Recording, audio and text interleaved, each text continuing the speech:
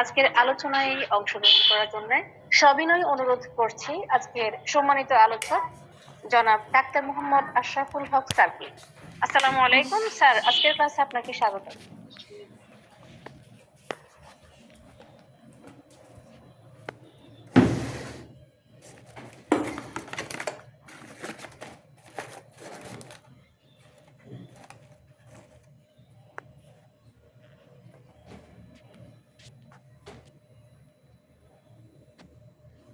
আসসালামু আলাইকুম আশরাফুল স্যার, আমাকে শুনতে পাচ্ছেন?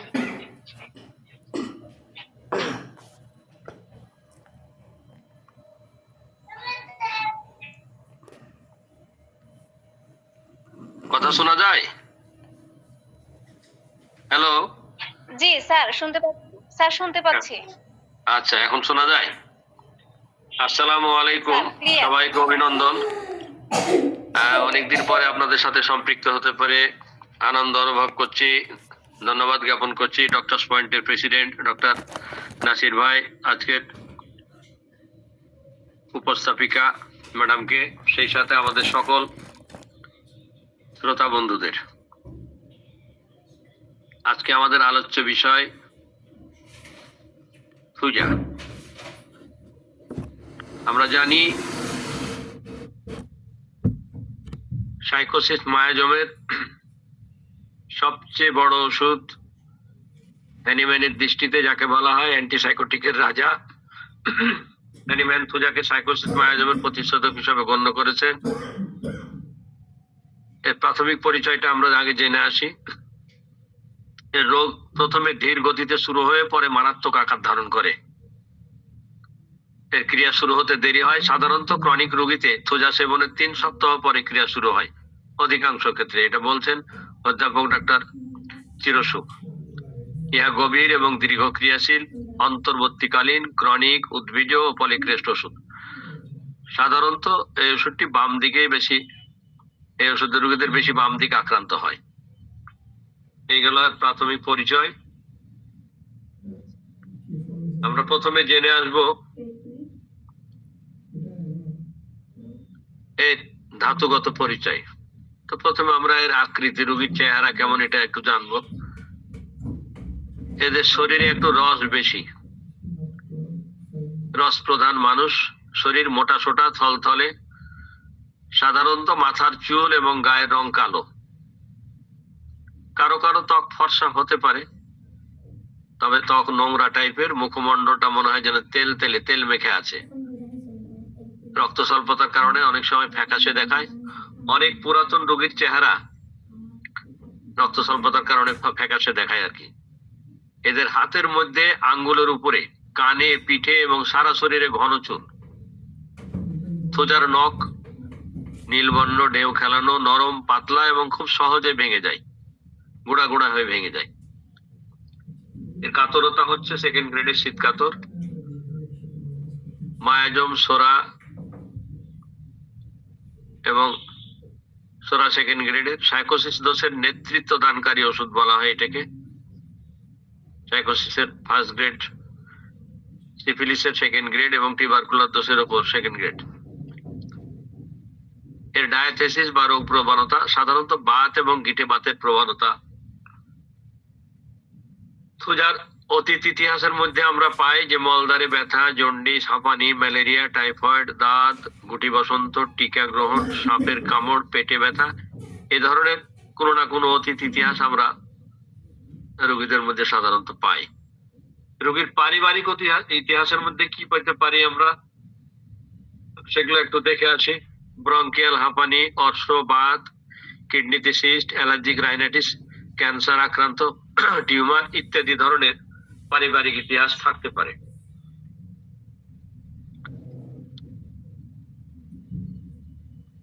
রোগের কারণ কি, কেন সাধারণত সোজার মানুষেরা রোগাক্রান্ত হয়?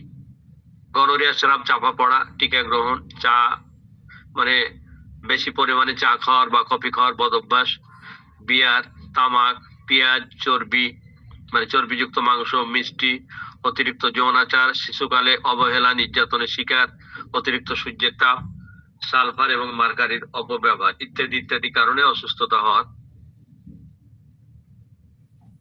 আমরা লক্ষ্য করি।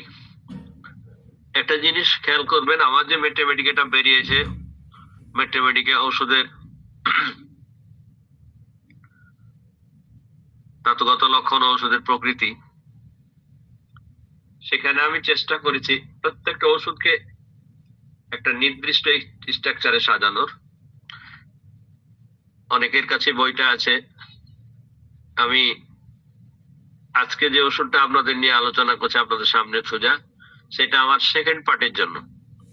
সেকেন্ড পার্টে যে মেডিসিন গুলো থাকবে তার মধ্যে সোজা থাকছে আর কি।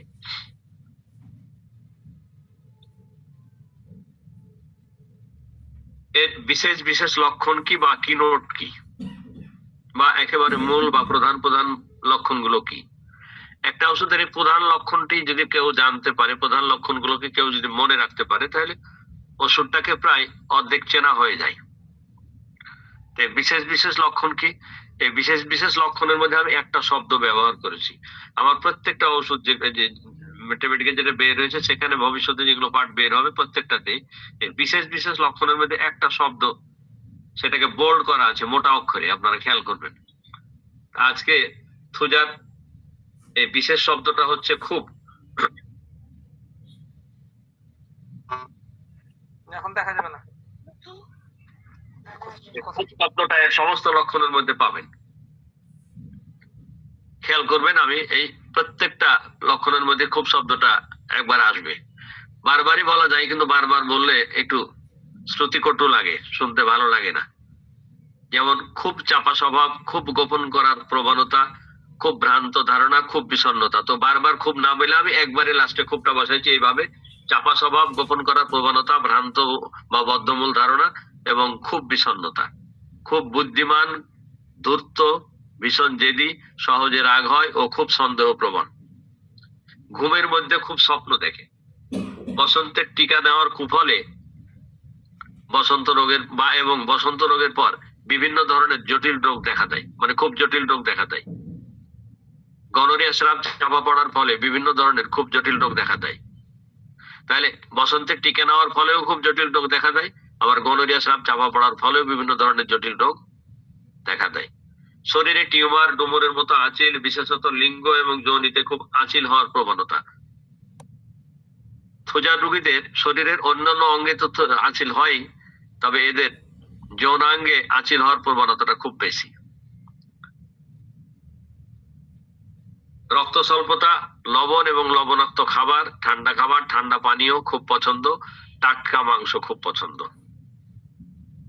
ঠান্ডায়, বর্ষায়, রাত 3টায়, বিকাল 3টায়, পেঁয়াজে, চা পানে, বিছানার গরমে খুব রোগ বৃদ্ধি হয়।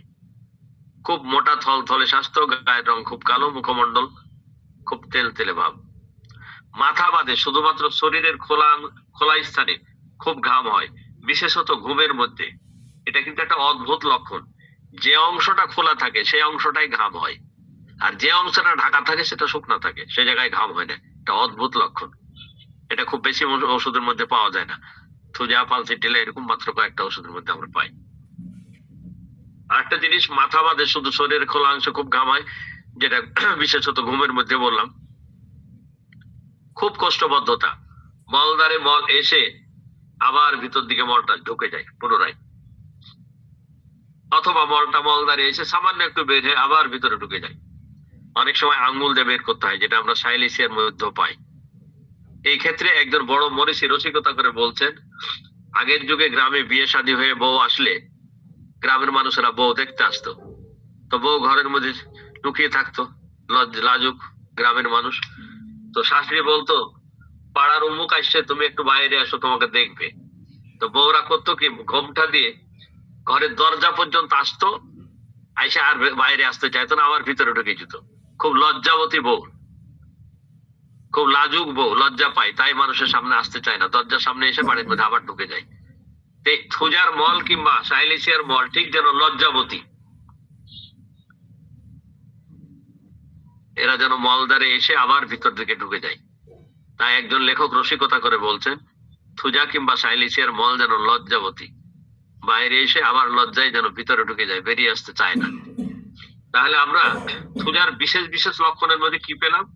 এরা খুব চাপা স্বভাব, আর এদের মধ্যে খুব ভ্রান্ত ধারণা, মানে ভ্রান্ত বদ্ধমূল ধারণা কাজ করে, যেটা সে বিশ্বাস করে এটা কোনোভাবে আপনি ভাঙতে পারবেন না তার বিশ্বাস। এরা খুব বিষণ্ণ থাকে, এরা খুব বুদ্ধিমান, খুব চালাক, খুব জেদি, খুব সন্দেহ প্রবণ। এদের ঘুমের মধ্যে খুব স্বপ্ন দেখে, বসন্তের টিকা নেওয়ার কুফলে কিংবা গনোরিয়া স্রাব চাপা পড়ার কুফলে জটিল রোগ দেখা দেয়।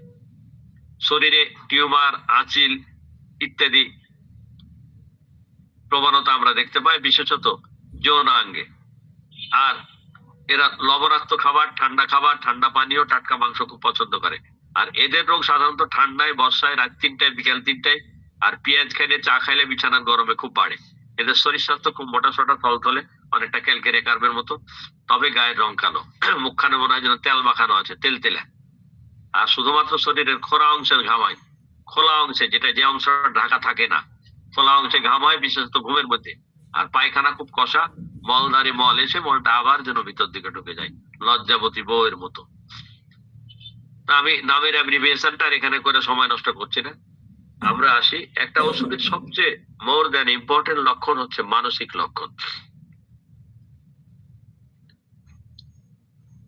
এর অন্যতম প্রধান লক্ষণগুলোর মধ্যে আমরা পাবো অস্থিরতা, তাড়াহুড়া, ব্যস্ততা, উদ্বিগ্নতা, উত্তেজনা প্রবণতা, এবং সামান্য কথাই রেগে যায়, মেজাজ খিটখিটে, অধৈর্য।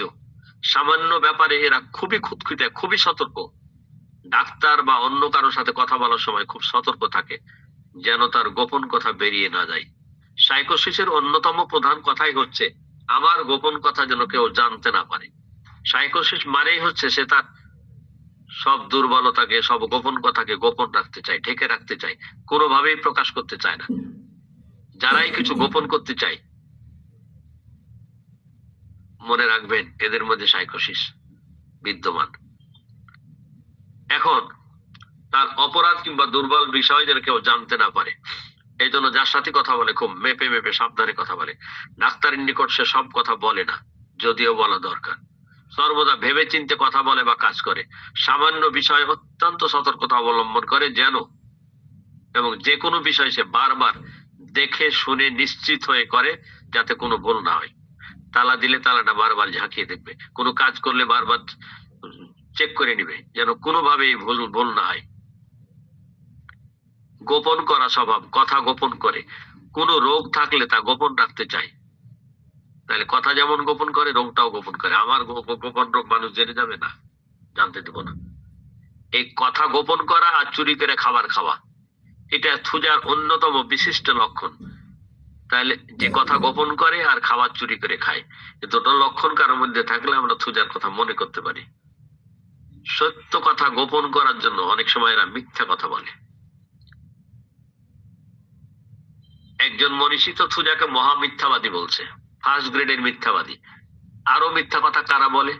ওপিয়াম, মরফিনাম, লাইকোপোডিয়াম, মেডোরিনাম, সিপিলিনাম, টেরেন্টুলা, ভিরেট্রাম, এরা সবাই সেকেন্ড গ্রেড। তবে ওপিয়াম আর মরফিনাম হচ্ছে ফার্স্ট গ্রেড, থুজাও ফার্স্ট গ্রেডের মিথ্যাবাদী। একটা ফারুক যে মাস্টার বলছেন, যিনি একজন পৃথিবীর প্রসিদ্ধ ডাক্তার, পারিবারিক সাইকোসিস দোষের কারণে থুজার মানুষেরা শিশুকাল থেকে অতিরিক্ত সতর্ক, বারবার সবকিছু পরীক্ষা করে, নিজের জিনিসপত্রের প্রতি অত্যন্ত যত্নশীল, কয়েক ঘন্টা পর পর চুল আঁচড়ায়, রাস্তায় চলার সময় একটা নির্দিষ্ট নিয়মে হাঁটে, কিংবা রাস্তার একটা দিক দিয়ে প্রত্যেক দিন ওই বাম দিক দিয়ে তো বাম দিক দিয়ে, ডান দিক দিয়ে তো ডান দিক দিয়ে, মানে একটা নির্দিষ্ট নিয়ম সে ফলো করে রাস্তায় হাঁটার সময়। এবং প্রত্যেকটা কাজের পর সে বারবার হাত ধোয়, অদ্ভুত অঙ্গভঙ্গি করে। এই যে কোনো কাজ করার পর বারবার হাত ধোয়ার যে প্রবণতা, এটি থুজার কিন্তু একটি বিশিষ্ট লক্ষণ। এরা সব বিষয়ে সন্দেহ করে, সন্দেহ প্রবণতা এদের স্বভাব। এদের মধ্যে বদ্ধমূল ধারণা, এই যে সন্দেহ প্রবণতা এবং বদ্ধমূল ধারণা, এটা কিন্তু সাইকোসিস। এরা কাউকে বিশ্বাস করে না। থুজার মানুষকে ভালো কোনো প্রস্তাব দিলেও তারা সন্দেহ করে, শালার প্রস্তাবের মধ্যে বোধহয় কোনো ঝামেলা আছে, সন্দেহ আছে, বুঝি এর মধ্যে কোনো খারাপ উদ্দেশ্য আছে। এমনকি স্বামী স্ত্রী পরস্পরকে সন্দেহ ও অবিশ্বাস করে। নানা বিষয়ে তার বদ্ধমূল ধারণা। যদি একবার কোনো ব্যক্তির প্রতি বা কোনো বিষয়ে তার ভুল ধারণা জন্মে, অনেক চেষ্টা করে, জন্মান্তর চেষ্টা করে, তার সেই বদ্ধমূল বা ভুল ধারণা দূর করা যায় না। শুধু তাই নয়, সে যে বদ্ধমূল ভুল ধারণায় বিশ্বাস করে এটা নিয়ে আপনার সাথে তর্ক বাঁধাবে, কিন্তু তাকে আপনি কোনো মাপে বুঝাইতে পারবেন না যে তারটা ভুল, এটা নিয়ে সে তর্ক করবে। সন্দেহবশত অন্যায় ভাবে সমাজে শতকরা 50% এই যে স্বামী স্ত্রী ছাড়াছাড়ি, প্রেমিক প্রেমিকার ছাড়াছাড়ি, ঝগড়া বা মামলা, এর জন্য প্রধানত দায়ী হচ্ছে সাইকোসিসের নীচ এবং হিংসা প্রবণ মন। তাই বলে এরা সবাই কিন্তু থুজার মানুষ নয়। সাইকোসিসের আরো অনেক ওষুধ আছে, তারাও এর অংশীদার।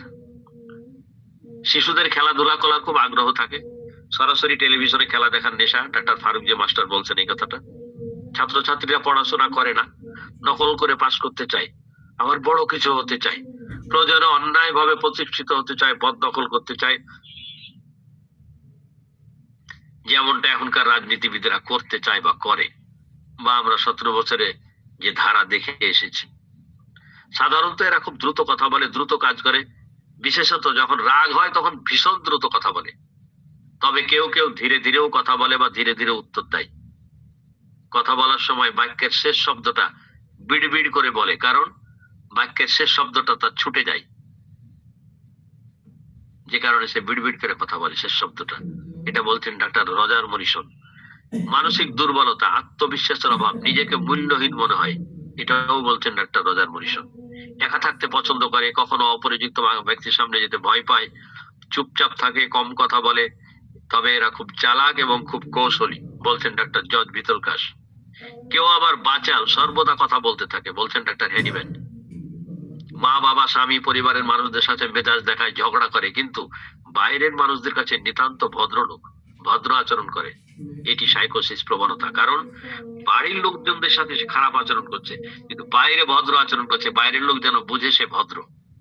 এই যে এক ধরনের প্রবণতা, প্রতারণা, এটা সাইকোসিস।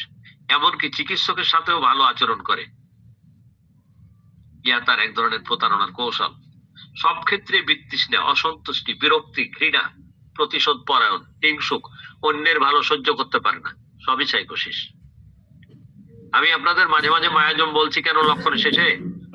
অনেক সময় এই লক্ষণটা কোন মায়াজম তরুণ শিক্ষার্থী বন্ধুদের বুঝতে অসুবিধা হয়, যদিও নাসির ভাইয়ের মতন পণ্ডিত মানুষের কোনো কামে লাগবে না এটা, কিন্তু তরুণ শিক্ষার্থী ছাত্র বন্ধুরা আমাদের সাথে অনেকে থাকেন, তাদের কিন্তু কাজে লাগবে। খুবই রাগী, সামান্যতে রাগ হয়, সহ্য ক্ষমতা একবারই কম, সে যা বলবে তা না মানলে রেগে যাবে, তার কথা মানতে হবে। খুব জেদি, যা বলবে তাই করবে, সিদ্ধান্ত থেকে এক চুল নড়বে না। ডাক্তার কেন বলছেন মেয়েদের জরায়ু বা ওভারি আক্রান্ত হলে এরা প্রচন্ড মেজাজি হয়ে যায়, ঝগড়াটে হয়ে যায়, হঠাৎ ঝগড়াটে হয়ে যায়, অভদ্রতা প্রকাশ পায়। অধ্যাপক ডাক্তার ভঞ্জা বলছেন শিশুরা এতটা জেদি, তার কাজে সামান্য বাধা দিলে বা বিরোধিতা করলে মাটিতে গড়াগড়ি খাবে এবং শ্বাস আটকে আসবে, শ্বাস নিতে পারবে না। বিশেষ করে হাঁপানির আক্রান্ত শিশুরা তার কাজে বাধা দিবেন, মাটিতে গড়াগড়ি করে এমন কান্নাকাটি করবে, দেখবেন তার শ্বাস প্রশ্বাস আটকে যাচ্ছে, পরে আপনি বিপদে পড়ে যাবেন। প্রাথমিক পর্যায়ে এরা খুব কর্তৃত্ব পরায়ণ আচরণ করে। অন্য একজন পৃথিবী বিখ্যাত পণ্ডিত, যিনি একটা ম্যাথমেটিক্যাল লেকচার, তার পুরো ম্যাথমেটিক্যাটাই মানে দর্শন ভিত্তিক, ডাক্তার এম বেইলি, তিনি বলছেন থুজা তার বোন মেডোরি নামের মতো আবেগ প্রবণ ও বেপরোয়া স্বভাব। উনি রসিকতা করে মেডোরি নামকে থুজার বোন বলছে থুজা তার বোন মেডোরি নামের মতো আবেগ প্রবণ এবং বেপরোয়া স্বভাব, প্রবল যৌন আকর্ষণ। সাধারণত থুজার নারীরা একাধিক ব্যক্তির সাথে যৌন সম্পর্ক করে, যৌন বিষয়ে কথা বলতে লজ্জা করে না, অনেকটা ব্যাহাপনা। অন্ধকার জীবনের প্রতি আকৃষ্ট হতে পারে, মানুষের মানসিক কষ্ট দূর করার জন্য সিগারেট মদ পান করতে পারে, হিংসাত্মক সিনেমা দেখে, কালো পোশাক পরে, এগুলো সবই বলছেন ডাক্তার এম বেইলি। স্বার্থপর, নিজের স্বার্থ উদ্ধারের জন্য নানান রকম ছলচাতুরির আশ্রয় গ্রহণ করে, অন্যের কথা ভাবে না। মানুষ ঠকানোর প্রবণতা, চুরি করা, মিথ্যা বলা, অন্যের বদনাম করা, একজনের কথা আরেকজনের কাছে বলা, গোপনে নানা ধরনের অপরাধ করা, বাইরে ভালো আচরণ কিন্তু মনের ভিতরে খারাপ বুদ্ধি, সকল প্রকার প্রতারণায় অত্যন্ত পারদর্শী, ইহা থুজার খুব গুরুত্বপূর্ণ লক্ষণ। খেয়াল করেন, সকল ধরনের প্রতারণায় থুজা খুব পারদর্শী। সমগ্র হোমিওপ্যাথি ওষুধের মধ্যে থুজা হচ্ছে সর্বশ্রেষ্ঠ প্রতারক, আর সালফার হচ্ছে মহাপ্রতারক। তবে গ্রেডিং এ গিয়ে কিন্তু হয়তো উল্টা পাল্টা পাবেন। প্রতারকের মধ্যে ফার্স্ট গ্রেডে আছে থুজা, আরো আছে lachesis, lycopodium, nux vomica, opium, tarentula. Second গ্রেডে পাবেন arsenic, belladonna, calcarea, cuprum met, hyoscyamus, medorrhinum, morphinum, natrum, মিউরভিরেট্টাম, সালফার। যদিও থার্ড গ্রেডে, কিন্তু তাকে বলা হচ্ছে মহাপ্রতারক।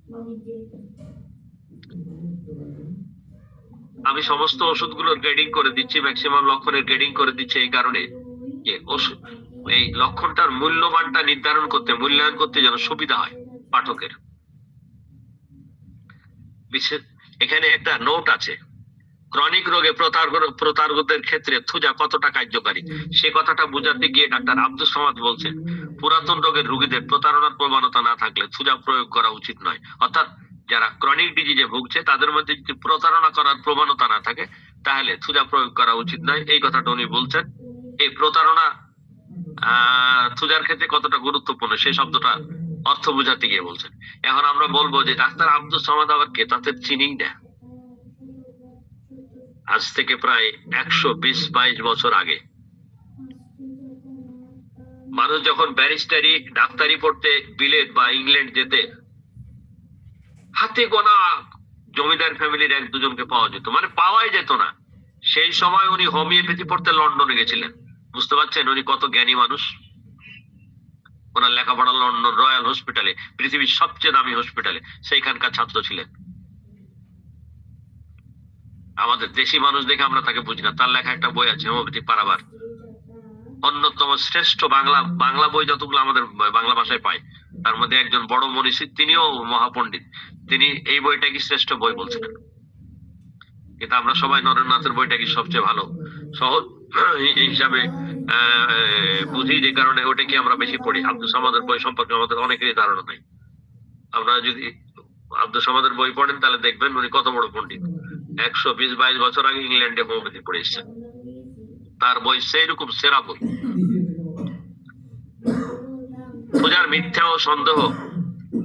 মিথ্যা সন্দেহ, অবিশ্বাসের কারণে সমাজে লক্ষ লক্ষ বিবাহ বিচ্ছেদ ও সংসারে অশান্তি হচ্ছে, যেটা আমরা লেখেসিসের মধ্যে পাচ্ছি। এখন এখানে আমি কিছু ওষুধের সাথে আপনাদের তুলনা করে শোনাবো। এই তুলনাটা কিন্তু অত্যন্ত মজার, খুব মনোযোগ দিয়ে যদি আপনারা কষ্ট করে একটু শোনেন। দেখেন, থুজার মিথ্যা সন্দেহ এবং অবিশ্বাসের কারণে সমাজে লক্ষ লক্ষ বিবাহ বিচ্ছেদ এবং সংসারে অশান্তি হচ্ছে। তুলনা করছি এখন অ্যাসিড নাইট্রিকের সাথে। অ্যাসিড নাইট্রিকের প্রচন্ড যে দীর্ঘদিন পুষে রাখার কারণে প্রতিদিন অজস্র মামলা হচ্ছে, যা বছরের পর বছর আদালতে ঝুলে থাকছে, যে কারণে মানুষের প্রচুর অর্থ ব্যয় হচ্ছে। অ্যাসিড ফ্লোরের প্রবল অস্বাভাবিক উগ্র যৌন চাহিদা এবং দুশ্চরিত্রের কারণে অসংখ্য নারী প্রতিদিন ধর্ষিত হচ্ছে, যৌন হয়রানির শিকার হচ্ছে। বিউফোরানার অস্বাভাবিক হস্তমৈথুনের কারণে বা হস্তমৈথুনের মারাত্মক বদ অভ্যাসের কারণে কোটি কোটি যুবকের আনন্দময় জীবন ধ্বংস হয়ে যাচ্ছে, অর্থাৎ ধ্বজভঙ্গে পরিণত হচ্ছে। হিপাস সালফের মারাত্মক ধ্বংসকারী রাগের কারণে অকালে কত মানুষের প্রাণ যাচ্ছে, বাড়িঘর পুড়ছে, ধ্বংস হচ্ছে, তারই হত্যা নাই। নেট্টামিউরের গভীর এবং পুরাতন দুঃখ দীর্ঘদিন পুষে রাখার কারণে জীবন এবং সুখের সংসার দুঃখের সাগরে পরিণত হচ্ছে। সিপিয়া স্বামী এবং সন্তানের প্রতি চরম উদাসীনতার কারণে অসংখ্য সুখী সংসার আনন্দহীনতায় ও অশান্তিতে ভরে যাচ্ছে। টেরেন্টোলা হিস্প্যানিকা নারীর প্রচন্ড যৌন চাহিদা পূরণে স্বামী ব্যর্থ হওয়ার কারণে সে পরকীয়ায় লিপ্ত হয়ে স্বামীকে হত্যা করছে। এখানে একটা নোট আছে, রোগীকে বুঝাতে হবে এই সব ক্ষতিকর আচরণগুলি কিন্তু হোমিওপ্যাথি দিয়ে স্থায়ীভাবে আরোগ্য করা সম্ভব। বই যখন আপনাদের হাতে যাবে, আমি আশা করি এই কম্পেয়ার গুলো আপনাদের খুব ভালো লাগবে। অনেক বই পুস্তক ঘেটে মিনিমাম দেশি বিদেশি 50 জন বড় বড় পণ্ডিতদের বই ঘেটে এই তথ্যগুলো নিয়ে আসা হয়। থুজার বেশিরভাগ নারী সৌন্দর্য দেখে অত্যন্ত আবেগ প্রবণ হয়, মুগ্ধ হয়, এটা বলছেন ডাক্তার এম বেইলি। থুজার মানুষেরা অত্যন্ত শুচিবায়, খুঁতখুঁতে, বিশেষত নারী রোগী বারবার হাত পা, বাসনপত্র, পোশাক, চাদর, কাপড় ধয়। নিজের শরীরকে অত্যন্ত পবিত্র মনে করে, ফলে অপবিত্র হয়ে যাওয়ার ভয়ে কাউকে শরীর স্পর্শ করতে দিতে চায় না, এমনকি অন্যদের থেকে দূরে থাকার চেষ্টা করে। কেউ তার বিছানায় বসলে চাদর পরিবর্তন করে চাদর ধয়। কেউ কোনো কাজ সুন্দর করে করলেও কিংবা কোনো কাজে সামান্য ত্রুটি হলে বাড়ির বা কাজের লোকদের সে বকাবকি করে, যে কারণে এদের বাড়ির কাজের লোক বাড়িতে পালিয়ে যেতে চায়।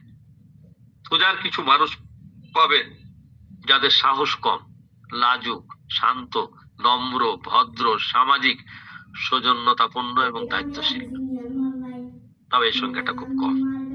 পরিবার এবং সমাজের কাছ থেকে তাদের দুঃখ লুকানোর চেষ্টা করে, ভীষণ দায়িত্ববোধ, অন্যের কথা সহজে মেনে নেয়, অন্যকে খুশি করার চেষ্টা করে। সে মনে করে সমাজে পরিচ্ছন্ন, নীতিবান, সৎ ব্যক্তি হিসেবে তার একটা ভালো ভাবমূর্তি আছে এবং সমাজে নিজেকে সে উত্তম মানুষ হিসেবে তুলে ধরার চেষ্টা করে। ধর্মের প্রতি তার গভীর ভালোবাসা এবং আকর্ষণ থাকে। ধর্ম ও পাপের বিষয়ে বদ্ধমূল ধারণা থাকায় নিজেকে সে পাপী মনে করে এবং প্রায়শ্চিত্তের জন্য সে ব্যাকুল হয়ে মাঝে মাঝে কাঁদে এবং প্রার্থনা করে। পূজার অনেক রোগী সবুজ রং পছন্দ করে, বলছেন ডাক্তার শঙ্কর। পূজা যে গাছ থেকে তৈরি সে গাছটাও কিন্তু সবুজ। মন দুর্বল, তাকে দায়িত্ব দিলে সে নার্ভাস হয়, কাঁপতে থাকে, কোনো কাজ দক্ষতার সাথে করতে পারে না। এদের নড়াচড়ায় অনীহা, ব্রায়োনিয়ার মতো, কোনো কাজ করতে চায় না। ব্যর্থতার ভয়ে নতুন কাজ করতে চায় না, বলছেন মানে ব্যর্থতার ভয়ে নতুন কাজ এড়িয়ে চলে, বলছেন ডাক্তার এম বেলি। খাওয়ার পর অবশ্যই শুয়ে পড়ে, বলছেন ডাক্তার হ্যানিম্যান। তার সব কথা ও কাজের মধ্যে আটকে যাওয়া একটা ভাব থাকে, কথা বলতে গেলে কথা আটকে যায়, কাজ করতে গেলে কাজ আটকে যায়। সোজার মানুষেরা যখন কিছু গুনবে তখন এইভাবে গুনবে, 10+5=15, অর্থাৎ মনে মনে সে গুনতে পারবে না, মুখে উচ্চারণ করবে এবং গুনবে। এটি একটি মজার ব্যাপার, কিন্তু মনে রাখার মতো। এরা কিছু গুনবে তখন মুখে উচ্চারণ করবে এবং গুনবে। আমরা মনে মনে করি না 10×5=15, কিন্তু সে মনে মনে রাখবে, মুখে উচ্চারণ করবে আর গুনবে। মুখে না বললে যেন সে গুনতেই পারে না। গান বাজনা শুনলে তার কান্না আসে, পা কাঁপে, বলছেন ডাক্তার ফাটক। গান শুনলে কান্না আসে, অনেক ওষুধ আছে, গ্রাফাইটিস, মিউর, অ্যাম্বাগ্রেসিয়া, কার্সিনোজেন, ক্রিয়োজোর, টেট্রামকাম, রাজভোগ, সাবিনা ইত্যাদি ইত্যাদি। সুজা তো আছে। এরা সন্দেহ প্রবণ বলে এদের মুখে প্রায় হাসি থাকে না। খাদ্য, পানীয়, ওষুধ, এমনকি বাতাস তার ক্ষতি করবে এমন অহেতুক ভয় পায়। সামাজিক অবস্থান, ভাবমূর্তি, শরীর ভেঙে পড়ার ভয়। তার মনে এই ধরনের বদ্ধমূল ধারণা থাকে, ফলে সে অনেক কিছু এড়িয়ে চলে, একা থাকতে পছন্দ করে, অকারণে অন্যকে ঘৃণা করে, কোনো কারণ ছাড়াই অন্যকে ঘৃণা করে। তার মনে এই ধরনের বদ্ধমূল ধারণা থাকে, বাইরের মানুষদের পছন্দ করে না, কখনো সন্দেহপরায়ণতার কারণে অপরিচিত বা বাইরের মানুষদের উপস্থিতি সহ্য করতে পারে না। অপরিচিত মানুষ তার কাছে আসলে অত্যন্ত উদ্বিগ্ন, নার্ভাস হয়ে পড়ে, তার সাথে কথা বললে কান্না করে দেয়, বলছেন ডাক্তার NM চৌধুরী। সর্বদা বিষণ্ণতা, সন্তান জন্মদানের পর নারীদের বিষণ্ণতা, বলছেন ডাক্তার বোরিং। ভীষণ হতাশ, নিজেকে একা মনে হয়, বিশেষ করে সংসারের বয়স্ক ব্যক্তিরা নিজেকে খুব নিঃসঙ্গ মনে করে। গনোরিয়ায় আক্রান্ত রোগীরা অত্যন্ত হতাশ হয়ে পড়ে, বলছেন ডাক্তার হেরিং। ভুল চিকিৎসায় গনোরিয়া চাপা দেওয়ার ফলে মনে অশান্তি দেখা দেয়, কিছু ভালো লাগে না, তার মনে হয় সে আর বাঁচবে না, মন বিষণ্ণ হয়ে যায়, কারোর সাথে মিশতে ইচ্ছা করে না, আত্মীয় স্বজন, বন্ধু বান্ধব থেকে দূরে থাকতে চায়, জীবনের প্রতি বিতৃষ্ণা দেখা দেয়, বেঁচে থাকতে ইচ্ছা হয় না, জীবন আনন্দহীন হয়ে যাওয়ার কারণে একসময় মনে মনে মৃত্যু কামনা করে কিংবা আত্মহত্যার কথা ভাবে। তাহলে গনোরিয়া চাপা পড়লে কতগুলো সমস্যা হয় দেখছেন, মন বিষণ্ণ হয়ে যায়, মন খারাপ হয়ে যায়, বাঁচতে ইচ্ছা করে না, বন্ধু বান্ধব, আপনজনদের থেকে দূরে সরে যায়। তাহলে কখনো পেশেন্ট যদি আসে গনোরিয়া চাপা পড়ার ইতিহাস পান, তখন এই কথাটা হয়তো মনে আসবে, তার এই বিষণ্ণতার কারণ কি, আগে তো এমন ছিল না। এখন আমরা কিছু প্রবণতা দেখে আসি। সোজা রোগীদের মধ্যে কিছু প্রবণতা আছে, রোগ সংক্রমণের ভয়ে এরা বারবার হাত ধোয়, কেন জানে, তাকে রোগে, সে যেন রোগে আক্রান্ত না হয়, এজন্য বারবার হাত পা ধুয়ে সে পরিষ্কার থাকতে চায়, জীবাণুমুক্ত থাকতে চায়। সে তার যৌনাঙ্গের গন্ধ হাত দিয়ে নিয়ে শুকে। সালফার রোগীরা যেমন মলদারে হাত দিয়ে, নোংরা গন্ধ হাত দিয়ে নাকে শুকে, এ তেমন করে কি তার যৌনাঙ্গের গন্ধটা হাতে নিয়ে শুকে, এটি বলছেন ডাক্তার কেট। এদের মধ্যে কিছু ভ্রান্ত বদ্ধমূল ধারণা, সেগুলো কি কি আমরা দেখে আসি। এই ভ্রান্ত ধারণা কিন্তু খুব গুরুত্বপূর্ণ চিকিৎসার ক্ষেত্রে। সোজার কোন রোগী বলবে, 1 ডোজ ওষুধ খেয়ে আমার রোগ বেড়ে গেছে, তাই কারণে ডাক্তার সাহেব আপনার ওষুধ খেতে বন্ধ করে দিয়েছে, এই ওষুধ আমার রোগ বাড়িয়েছে, আমি ওষুধ খাবো না। আবার কোন রোগী বলবে, ডাক্তার সাহেব ওষুধ দেন, আপনি হয়তো বলছেন ওষুধ লাগবে না, না না না, ওষুধ না খেলে আমার রোগ বেড়ে যায়, ওষুধ বন্ধ করা যাবে না। তো বুঝতে পারছেন, তার জন্য আপনার ফাইটাম রেডি। কোন রোগী মনে করে তার সৃষ্টিকর্তার পক্ষ থেকে আসা কোন শক্তি তার সব কাজকে নিয়ন্ত্রণ করছে। কোন রোগীর মধ্যে ভ্রান্ত ধারণা সে যে গর্ভবতী হয়ে গেছে। কোন রোগীর মধ্যে ভ্রান্ত ধারণা তার পেটের মধ্যে জীবন্ত কিছু নড়াচড়া করছে। আবার কারো ভ্রান্ত ধারণা যেন মরার সময় এসে গেছে, আমি আর বাঁচবো না, মৃত্যুর সময় ঘনিয়ে এসেছে। কোন রোগী মনে করে আমার শরীর কাঁচের তৈরি, খুব নরম, সামান্য টোকা লাগলে ভেঙে যাবে। কোন রোগী মনে করে আমি তো অপরাধী। এই কাল্পনিক ভ্রান্ত ধারণাই হচ্ছে থুজার মূল বৈশিষ্ট্য। একজন মনীষী বলছেন যে কাল্পনিক এই যে ভ্রান্ত ধারণা, এগুলোই হচ্ছে থুজার মূল বৈশিষ্ট্য, মূল কথা। এখন কিছু ভ্রান্ত অনুভূতি বা সেন্সেশন, সেটা কি? তার ভ্রান্ত অনুভূতি হয় যে মাথা ঘোরার সময় সে যেন বাতাসে ভাসছে, একটা উত্তপ্ত সীসা যেন তার মলদ্বারে ঢোকানো হচ্ছে, ইত্যাদি।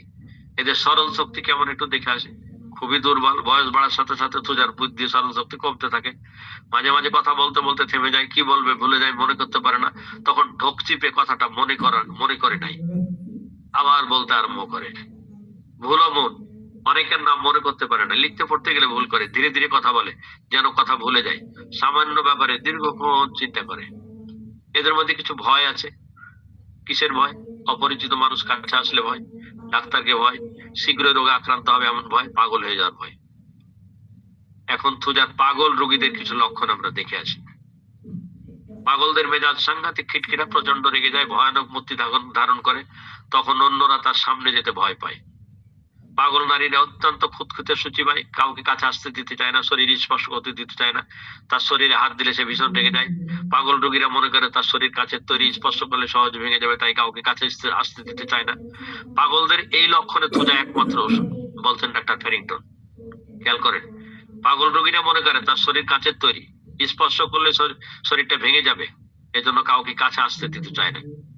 এমন লক্ষণ যদি পাগল রোগীদের মধ্যে থাকে, তাহলে থুজা একমাত্র ওষুধ, বলছেন অন্যতম একজন পৃথিবী বিখ্যাত পণ্ডিত ডাক্তার ফ্যারিংটন। তার বদ্ধমূল ধারণা যেন কেউ তার পাশ দিয়ে হাঁটছে, বলছেন ডাক্তার কে। কিছু পাগল এলোমেলো কথা বলে, তবে মেজাজ শান্ত থাকে এবং ভয় পায়, সর্বদা একা থাকতে চায়, মনে করে দেহ থেকে আত্মা পৃথক হয়ে গেছে। আমরা থুজার মানসিক লক্ষণ শেষ করলাম। আমি আমাদের শ্রোতা বন্ধুদের উদ্দেশ্যে বলছি, আমরা যত ম্যাথমেটিকা পড়ি, কোন ম্যাথমেটিকাতে এত মানসিক লক্ষণের সমাহার এক জায়গায় থাকে না, অল্প বিস্তর মানসিক লক্ষণ দেয়া থাকে। তাতে হয় কি, ওষুধ নির্বাচনের সময় আমরা সুবিধাটা কম পাই। এই জন্য অনেক মানসিক লক্ষণ জানতে গেলে আমাদের অনেকগুলা বই পড়তে হয়। অনেকগুলা বই মানসিক লক্ষণ একখানে করে, মানসিক লক্ষণ একখানে করা, এইটি খুব কষ্টকর। আমি পাঠকদের সুবিধার্থে সমস্ত পণ্ডিতদের বই থেকে ঘেটে ঘেটে মানসিক লক্ষণগুলোকে এক জায়গায় করেছে, এবং কোন লক্ষণটার পরে কোন লক্ষণটা হওয়া উচিত শরৎচন্দ্রের উপন্যাসের মতো করে সরল ভাষায় সুন্দর করে ধারাবাহিক ভাবে সাজাইছি। লক্ষণগুলো অনেক বই উল্টা পাল্টা দেওয়া আছে, কোনটার আগে কোনটা, কোনটার পরে কোনটা, ধারাবাহিক দেওয়া থাকে। আমি কিসের পরে কি হওয়া উচিত এই ধারাবাহিকতাটা রাখার চেষ্টা করছি। আপনাদের কেমন লাগে শুনতে থাকেন, পরে মন্তব্য করেন। এখন আমরা আসি, থুজা অনেকগুলা রোগে কাজ করে। আমি সবগুলা রোগ নিয়ে আলোচনা করব না, কারণ সময় পাবো না। তা আমি বিশেষ বিশেষ লক্ষণ, বিশেষ বিশেষ যেসব রোগে আমরা বেশি থুজার ব্যবহার করি সেই নিয়ে একটু আলোচনা করি। চোখ উঠা, চোখের আঞ্জনি, এই ক্ষেত্রে থুজা একটা বিশাল ওষুধ। শিশুদের চোখ উঠে, সেটা আমরা অ্যাসিডম্যাটিক মার্কসাল পালসি দিলেও পাই। চোখে ঘন হলদে ধরনের স্রাব জমে, রাতের চোখের দুই পাতা জোড়া লেগে যায়। বাবা মায়ের সাইকোসিস দোষ থাকলে চোখ উঠার লক্ষণ সাদৃশ্যের থুজা মূল্যবান ওষুধ। শিশুকাল থেকে চোখের প্রদাহ, যেটা আমরা মার্কসলে পাই, এটা একটি সিফিলিটিক দোষ। স্বাস্থ্য মোটা ও কালো বর্ণের মানুষদের চোখের রোগ প্রবণতায় ডাক্তার নটনের মতে সিফিলিস দোষের কারণে চোখের প্রদাহে থুজা অত্যন্ত কার্যকরী। খেয়াল করেন, স্বাস্থ্য মোটা এবং কালো বর্ণের মানুষদের চোখের রোগ প্রবণতায় এবং ডাক্তার নটনের মতে সিফিলিস দোষের কারণে চোখের প্রদাহে থুজা অত্যন্ত কার্যকরী ওষুধ। থুজায় চোখের পাতার ভিতরের অংশে ছোট ছোট দানার মতো মাংস বৃদ্ধি পায়, চোখের পাতার ভিতর দিকে ক্ষত সৃষ্টি হয়, অত্যন্ত স্পর্শকাতর ব্যথা, চোখের ভিতরে সাদা অংশে রক্তের মতো লাল হয়ে থাকে, বলছেন ডাক্তার হ্যানিম্যান। চোখ থেকে পানি ঝরে, চোখ ব্যথা করে, চোখের পাতা ফুলে যায়, বর্ষায় বাড়ে, চোখ ঢেকে রাখলে এবং উত্তাপ প্রয়োগে আরাম বোধ করে, চোখের পাতায় ঘন ঘন বড় বড় আকারের আঞ্জনি হয়।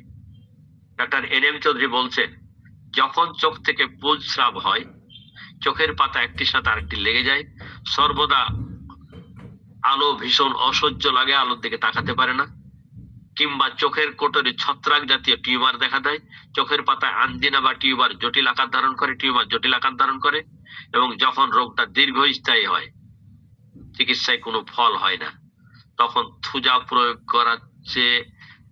প্রয়োগ করার চেয়ে আর ভালো কিছু করতে পারি না।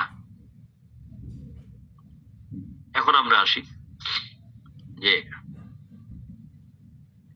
হাঁপানি বা নিউমোনিয়াতে থুজার কিন্তু খুব দারুণ কার্যকারিতা আছে। হাঁপানিতে ঘন ঘন এবং দ্রুত শ্বাস প্রশ্বাস নেয়, শ্বাস প্রশ্বাস বাধাপ্রাপ্ত হয়, সেই সাথে তার মধ্যে উদ্বেগ, প্রচন্ড পিপাসা থাকে, বলছেন ডাক্তার ক্লার্ক। শ্বাসকষ্টের সময় গলার মধ্যে ঘড় ঘড় করে, বুকে চাপ ধরে থাকে, ঘন ঘন বা নির্দিষ্ট সময়ে অথবা একদিন পর পর রাতে বা অনেকদিন পর পর শ্বাসকষ্ট দেখা দিতে পারে, অথবা প্রতি বছরও দেখা দিতে পারে। একটা নির্দিষ্ট সময় অন্তর থুজার রোগ ফিরে আসে। সাইকোসিস দোষযুক্ত থুজার কিছু হাঁপানি রোগীতে, আপনারা জানেন যে হাঁপানি মূলত সাইকোসিস দোষ, তবে কখনো কখনো সোরা, সাইকোসিস, সিফিলিস, আমি ওই আলোচনায় যাব না। যদি বর্ষাকালে বাড়ে তাহলে তো আপনারা বুঝছেন কোন মায়াজম, শীতকালে বাড়লে কোন মায়াজম, গ্রীষ্মকালে বাড়লে কোন মায়াজম, মানে রোগ বৃদ্ধির উপর কিন্তু মায়াজম ডিপেন্ড করে। তো মূলত সাইকোসিস, তা আমি যেহেতু থুজা সাইকোসিস, আমি এখানের মধ্যে আটকানো থাকি আর কি। সাইকোসিস দোষযুক্ত থুজার কিছু হাঁপানি রোগীতে আর্সেনিক অ্যালবের লক্ষণ থাকে, সেখানে আর্সেনিক প্রয়োগে সাময়িক উপশম হয়, স্থায়ী আরোগ্য হয় না। কারণ সোরা দোষের রোগীতে আর্সেনিক গভীরভাবে কাজ করে, সাইকোসিস দোষের উপর হাঁপানিতে গভীরভাবে কাজ করে না। ফলে স্থায়ী আরোগ্যের জন্য আর্সেনিকের পরিপূরক হিসেবে থুজা কিংবা মেডোরিনাম কিংবা নেট্টাম সালফের কথা ভাবা উচিত। খেয়াল রাখেন, আপনি রোগী দেখছেন, রোগীর লক্ষণ কালেকশন করছেন, একবারে হুবহু আর্সেনিকের লক্ষণ, কিন্তু আর্সেনিক দিয়ে সাময়িক কাজ হচ্ছে, স্থায়ী হচ্ছে না। কারণ হচ্ছে এখানে সাইকোসিসের প্রাধান্য বেশি, যে কারণে আপনি আর্সেনিক দিয়ে উপশম হলেই আপনি আর্সেনিকের ক্রনিক ওষুধ থুজা, মেডোরিনাম বা নেট্টামসাম কোন ওষুধ কাভার করছে লক্ষণে, আপনি সেইটা ভাববেন। পারিবারিক ভাবে সাইকোসিস দোষপ্রাপ্ত ব্যক্তিদের হাঁপানি বা গনোরিয়া চাপা পড়ার কুফলে কিংবা টিকা নেওয়ার কুফলে কিংবা অ্যাসিড বা চুন দিয়ে আঁচির পোড়ানোর কুফলে হাঁপানি দেখা দিলে লক্ষণ সদৃশ্যে থুজা কিন্তু মহা ওষুধ। অনেক মানুষ কিন্তু আঁচির না পাওয়ার কারণে কিংবা হোমিওপ্যাথি জানে না, ভাবছে না, তাই চুন সোনা দিয়ে বা অ্যাসিড দিয়ে আঁচিল পুড়িয়ে দেয়। আপনার কাছে একটা পেশেন্ট আসছে, আপনি কোনোভাবে বের করতে পারছেন না যে তার হাঁপানির কারণ কি। কজেশন কিন্তু একটা বিশাল কারণ। আপনার যদি থুজার এই তথ্যটা জানা থাকে যে আঁচিল যদি কেউ অ্যাসিড বা চুন দিয়ে পুড়িয়ে দিয়েছে অনেকদিন আগে, সে কারণেই কিন্তু তার অনেকদিন পরে এসে বা কিছুদিন পরে এসে হাঁপানি দেখা দিতে পারে। এই যে আঁচিল পুড়িয়ে দেওয়ার কারণে হাঁপানি, কিংবা গনোরিয়া স্রাব চাপা পড়ার কারণে, কিংবা ছোটবেলায় টিকা দিয়েছিল বসন্তের টিকা, সে কারণে হয়তো এখন হাঁপানি। এই তিন কারণেই যদি হাঁপানি হয় তাহলে আপনি থুজার কথাটা ভাবতে পারেন। এক্ষেত্রে থুজা কিন্তু অব্যর্থ একটা ওষুধ। এবং পারিবারিক ভাবে যদি সাইকোসিস দোষ ওই ব্যক্তির মধ্যে থাকে, শরীরে প্রচুর পরিমাণে পাউডার ব্যবহার করার পরেও কিন্তু ঘাম চাপা পড়ে যায়, তখনও কিন্তু হাঁপানি দেখা দিতে পারে। আপনি ভাববেন পাউডার দিয়ে ঘাম চাপা পড়ে গেছে তাইতে আমার হাঁপানি হয়েছে। হ্যাঁ, আপনি বুঝেন নাই, পাউডার দিয়েছেন, ঘাম পাউডারে টেনে নিয়েছে, কিন্তু আপনি তো বুঝেন না যে পাউডারের কারণে আমরা ঘাম চাপা পড়ে গেছে, ফলে আপনি এটা মনেই করছেন না। ফলে আপনি যদি তথ্যটা জানা থাকে তাহলে আপনি বের করবেন, আমার প্রচুর ঘাম হয়, আমি পাউডার ব্যবহার করি। এখন ঘাম হয় না, এক সময় হতো প্রচুর পাউডার ব্যবহার করতাম। তখন আপনি একটু ভাববেন যে তার পাউডার ব্যবহারের কুফলে ঘাম চাপা পড়ে এই সমস্যা দেখা দিয়েছে কিনা। হ্যাঁ, মা বাবার গনোরিয়ার ইতিহাস সহ শিশু কিশোরদের হাঁপানিতে আক্রান্ত হওয়ার পর প্রচুর তৈলাক্ত ঘাম হয়, শ্বাসনালীতে কফ জমে, মনে হয় শ্বাসনালীতে কিছু আটকে আছে, ফলে বারবার গলা খাকারে দেয়, গলায় কফ জমার ফলে শ্বাসকষ্ট হয়, কাশি হয়। ঠান্ডা পানি ও ঠান্ডা খাবার খাওয়ার সাথে সাথে শ্বাসকষ্ট বাড়ে। শ্বাসকষ্ট সাধারণত রাতে বাড়ে, তবে দিনের বেলা যে কোনো সময় বৃদ্ধি পেতে পারে। বর্ষাকালে ঠান্ডায় কথা বললে হাঁপানি বাড়ে, গরমকালে শীতকালে শুষ্ক আবহাওয়ায় উপশম হয়। গনোরিয়া চাপা পড়ার ফলে হাঁপানিতে অনেকগুলো ওষুধ আমরা পাই। তার মধ্যে আমি আপনাদের অন্তত 3টা ওষুধ বলি, নেকটামসাল, থুজা, মেডোরিনাম, বলছেন ডাক্তার আগারওয়াল। টিকা নেওয়ার পর বা টিকার কুফলে হাঁপানি দেখা দেয়, সেখানে অ্যান্টিপ্লাট, সাইলেশিয়া, থুজাকে আমরা পাই, বলছেন ডাক্তার মার্ফি।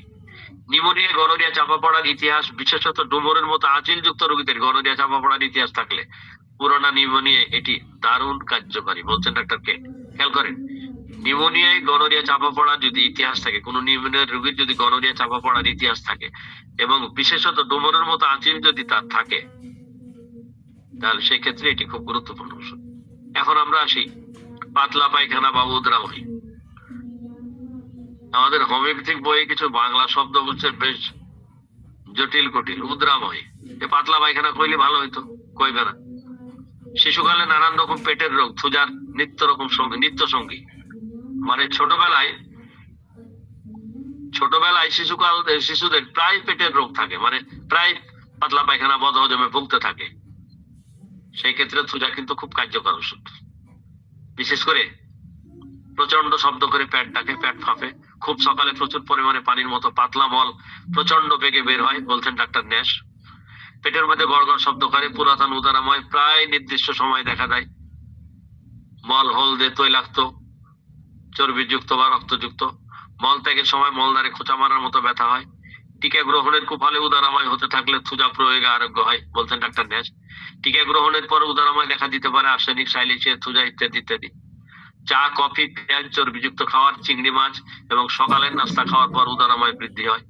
সেই সাথে শরীর খুব দ্রুত দুর্বল হয়ে পড়ে এবং শুকিয়ে যেতে থাকে। খাওয়ার পর পাতলা পায়খানা, এটা আমরা চায়নার মধ্যেও পাই। এখানে একটি কনকমিটেন্ট লক্ষণ আছে যে উদারাময় সহ মলদার ফাটা এবং মলদার স্পর্শ করলে খুব ব্যথা হয়, বলছেন ডাক্তার অধ্যাপক এসকে দুবে।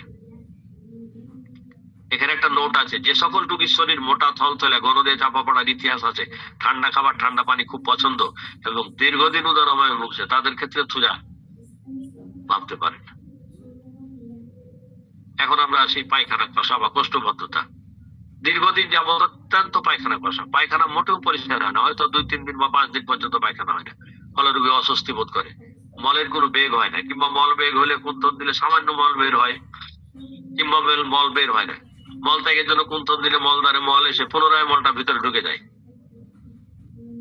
মল বের হতে চায় না। এই যে মলদ্বারে এসে আবার ভিতর দিকে ঢুকে যায়, এই ক্ষেত্রে ওপিয়াম, সাইলিশিয়া, অ্যাসিড মিউর, ল্যাকডিফ্লোর, magnesium mur, natrum mur, sanicula, thuja ইত্যাদি ইত্যাদি ওষুধ। অনেক সময় মল আঙ্গুল দিয়ে বের করতে হয়, মল বের হতে চায় না। মল কালো, শক্ত, গুটলা গুটলা, মোটা, লম্বা, প্রথমে শক্ত তারপরে নরম, যেটা লাইকোমোডিয়ামের মধ্যে আমরা পাই। মল প্রথমে শক্ত পরে নরম, কখনো মলের সাথে রক্ত থাকে। তো থুজা সাইলিসিয়ার মতো শীতকাতর, তবে থুজা লবণ খুব পছন্দ করে, কিন্তু সাইলিসিয়া লবণ মোটামুটি পছন্দ করে না বললেই চলে। এখানে আমরা আসি অশ্ব, ফিসার এবং আঁচিল, 3টা জিনিস একটু দেখে আসি। দীর্ঘদিন যাবৎ কোষ্ঠবদ্ধতার কারণে অনেকের অশ্ব রোগ দেখা দেয়। মলদার ফুলে মলদার সংকুচিত হয়ে যায়, অর্থাৎ চেপে যায় বা বন্ধ হয়ে যায়, ব্যথা করে, বসে থাকলে ব্যথা খুব বাড়ে, মলদার ফেটে যায়, চুলকায়, মল ত্যাগের সময় তীব্র ব্যথা করে, ফলে মল ত্যাগ করা থেকে বিরত হয়। মানে মল ত্যাগ করতে বসলে এত ব্যথা করে, ব্যথার ভয়ে মল ত্যাগ করা বাদ দিয়ে উঠে পড়ে। মল ত্যাগের পর অসহ্য জ্বালা যন্ত্রণা করে, ব্যথা দীর্ঘক্ষণ থাকে, সামান্য স্পর্শ করলে খুব ব্যথা হয়, দুর্গন্ধযুক্ত স্রাব যায়। সিফিলিস এবং সাইকোসিস দোষ। মলদারের পরে মলদারে জ্বালা করে, এই ক্ষেত্রে আমরা অ্যাসিড নাইট্রিক, স্কুলাস, অ্যালো, আর্সেনিক, ব্রায়োনিয়া, কস্টিক অ্যামরেটানিয়া, সাইলিসিয়া, সালফার, অনেকগুলো ওষুধ পাই। কারো কারো রক্তস্রাব হয়, কারো রক্তস্রাব হয় না। মলদার ফাটার বিখ্যাত 5টা ওষুধের মধ্যে আপনারা লক্ষণ সাদৃশ্যে কয়েকটা ওষুধের কথা ভাবতে পারেন। যেখানে সোরার প্রাধান্য বেশি থাকে সেখানে সালফার, সাইকোসিসের প্রাধান্য বেশি থাকলে সাইলিসিয়া, থুজা, সিফিলিস দোষযুক্ত রোগীতে সিফিলিনাম, এবং সোরা, সিফিলিস ও সাইকোসিস 3টা দোষের সংমিশ্রণ যেখানে থাকে সেখানে অ্যাসিড নাইট্রিক বেশি কার্যকর। মলদ্বারে ছোট ছোট গুটি, পলিপস, ফুলকপির মতো মাংস বৃদ্ধি বা আঁচিল দেখা দিতে পারে। প্রস্রাবের সমস্যার ক্ষেত্রে থুজা খুব বড় একটা ওষুধ। ঘন ঘন প্রস্রাবের বেগ হয়, কিন্তু ফোটা ফোটা প্রস্রাব হয়। কিডনির পাথর, কিডনি বা মূত্রনালীর বারবার ইনফেকশন সহ ঘন ঘন প্রস্রাব। আপনাদের উদ্দেশ্যে একটা কথা বলি, বারবার প্রস্রাবের ইনফেকশনে টিউবারকুলিন নাম কিন্তু অসাধারণ ওষুধ। আমি একজন বড় মনীষীর বইয়ে জানার পরের থেকে অসংখ্য রোগীতে ব্যবহার করেছি, অসাধারণ রেজাল্ট। বারবার ইনফেকশন যারা ভোগে তাদের জন্য টিউবারকুলিন নাম একটা বড় ওষুধ, থুজাও একটা বড় ওষুধ। প্রসব করার সময় এবং প্রসবের শেষে প্রচন্ড জ্বালা, যেটা আমরা ক্যানাবিস সেটামের মধ্যেও পাই। প্রসবের শেষের দিকে কিংবা প্রসব শেষ হওয়ার পরে তীব্র জ্বালা, যেটা আমরা সাসাপেরিলের মধ্যে পাই। প্রসব ধীর গতিতে চিকন ধারায় আটকে বের হয়, মানে খুব চিকন হয়ে প্রসবটা বের হয়, কারণ প্রসবটা বের হতে চায় না আর আটকে বের হয়। প্রসবের পর প্রসবের দাঁত দিয়ে অনেক সময় রক্ত আসে। মেয়েদের প্রসবের বেগ আসলে ওভারিতে ব্যথা হয়, কিডনি প্রদাহ, সেই সাথে ঘন ঘন প্রসবের বেগ এবং প্রচুর পরিমাণে প্রসব হয়। প্রসবের সাথে অনেক সময় সুগার যায়। হঠাৎ করে প্রসব করার কথা মনে হলে প্রসব আটকে রাখা সম্ভব হয় না। প্রসবের কথা মনে হলেই তখন তারপর দৌড় দিয়ে প্রসবে যেতে হয়। বলছেন ডাক্তার এনএম চৌধুরী। প্রসব শেষ করে উঠে চলে এসছে, তখন মনে হয় যে দু এক ফোঁটা প্রসব বের হয়ে গেল। এখানে একটা দারুণ অনুভূতি আছে। প্রস্রাব শেষ করে উঠে আসার পর মনে হয় সর্বদা ফোঁটা ফোঁটা প্রস্রাব বের হচ্ছে, কিন্তু আসলে কিছুই বের হচ্ছে না, কিন্তু তার মধ্যে একটা ফল সেন্সেশন। এটি কিন্তু খুব গুরুত্বপূর্ণ একটা লক্ষণ। এইসব লক্ষণের সাথে শরীরে আঁচিল থাকলে থুজা তো সোনায় সোহাগা। আমাদের আঞ্চলিক ভাষায় বলতাম, কিন্তু আপনারা বুঝবেন না। আমাদের আঞ্চলিক ভাষায় আন্দাসা বলে, তেল পিঠাকে বলে আন্দাসা, আর পায়েসকে বলে ক্ষীর। তো এই সোনাই সোহাগা বললাম না, আমার অঞ্চলের লোক সবাই যদি হইতেন তাহলে বলতাম যে ক্ষীরের উপর আন্দাসা, মানে ক্ষীরের উপর তেল পিঠা আর কি। গ্রামের মানুষেরা ক্ষীর রান্না করলে তেল পিঠা দেখায়, বিশেষ করে ওই বিয়ের অনুষ্ঠান, মুসলমানের অনুষ্ঠানে গ্রাম অঞ্চলে খাওয়ান দেয় আমাদের অঞ্চলে। তো যাই হোক, প্রস্টেট গ্ল্যান্ডের উপরে একটি বড় ওষুধ। গনোরিয়া স্রাব ইনজেকশন বা ভুল চিকিৎসা দিয়ে চাপা দেওয়ার ফলে অনেক সময় প্রস্টেট গ্ল্যান্ড বেড়ে যায়, মূত্রথলি সংকুচিত হয়ে যায়, প্রস্রাব বের হতে পারে, বাধা সৃষ্টি করে, প্রস্রাবথলিতে ভীষণ জ্বালা করে, প্রস্রাব আরম্ভ হতে অনেক সময় লাগে, কারণে প্রস্রাব করার জন্য অনেকক্ষণ বসে থাকতে হয়।